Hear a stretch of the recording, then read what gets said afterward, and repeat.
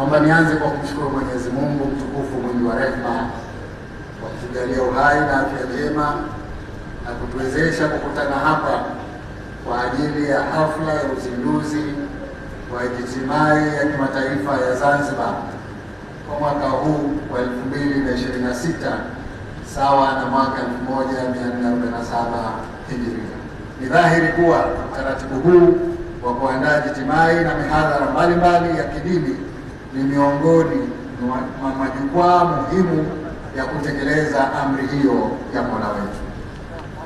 Napenda nikuhakikisheni kwamba serikali inatambua na kuthamini mchango mkubwa wa viongozi wa dini na taasisi za dini hapa nchini katika kuimarisha amani ya nchi na maadili kupitia mafundisho mbalimbali mnayoyatoa. Kwa msingi huo, serikali itaendelea kushirikiana na viongozi na taasisi za dini katika kuhakikisha wananchi wanatunza amani kwa kuzingatia maadili yetu na kujiepusha na vitendo vyote vya uvunjifu wa sheria ili nchi yetu ibaki katika amani na iweze kupata maendeleo zaidi.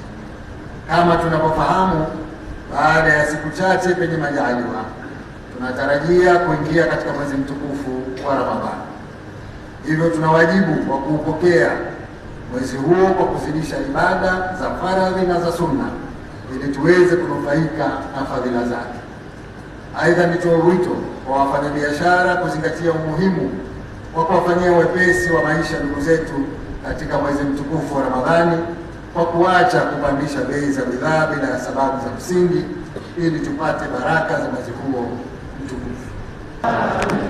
Allahu la ilaha illa Allah.